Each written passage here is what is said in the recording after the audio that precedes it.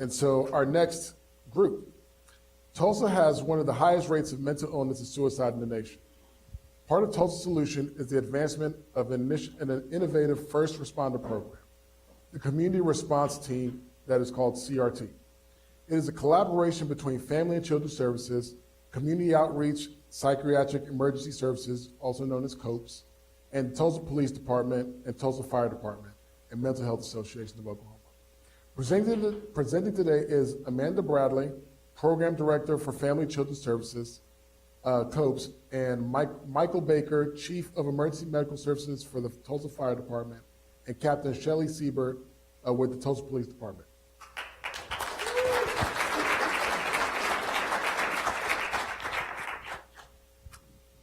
Imagine you have a family member or a loved one in crisis.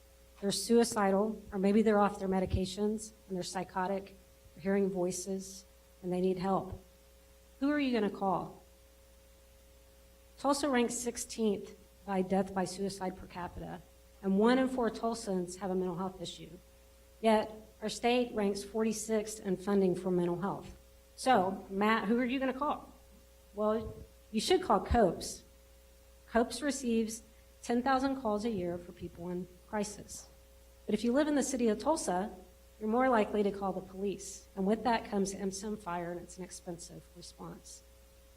Annie, would it surprise you to know that the police department receives 13,000 mental health related calls a year?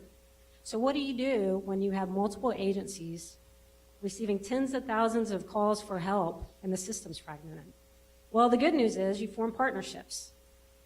And you take those people and you put them together and you form the community response team, which is known as CRT. So police, fire, COPES, all in the same car, all in the same call, each with a different role. So fire, medical assessment for ER diversion. Police, safety assessment for jail diversion. And COPES for mental health assessment for inpatient hospital diversion. Working together for the appropriate response, triage, and diversion, CRT is saving money and saving lives. The best way for me to help you understand what the community response team actually is to tell you a story. This story happens on a Wednesday just before Christmas when a 21-year-old female dialed 911 and told the dispatcher who answered that she was contemplating ending her life and had a loaded gun with her at the time. The dispatcher immediately dispatched law enforcement officers to her location as well as an ambulance. CRT was operational on that day, heard the call go out, and also responded to her location. Upon that time when they got there, they saw the individual who seemed extremely overwhelmed was already loaded in the back of an ambulance. They met with the primary officer on scene who said he had actually removed a loaded gun from her living room as well as a suicide note. By having a mental health responder with CRT there and available, she hopped in the back of the ambulance and began working with the individual who was in crisis right then. What she understood was that this individual was extremely overwhelmed, dealing with lots of past trauma and a recent breakup. She had just told her boyfriend that she was pregnant and he decided to leave her. The night before, she had taken her daughter to her mother's house to make sure that she would be safe. She had completed the suicide note, and on this day, she had planned to end her life if no one had been there to help her. At this exact time in our city, there was another event that was going on. The police officers on scene were receiving radio traffic that there was an active shooter at a location not far away from where this was happening. By CRT being on scene, it allowed the officers to be released to go to the Walgreens. It also allowed the ambulance to respond where there were individuals that were actually harmed and needing assistance.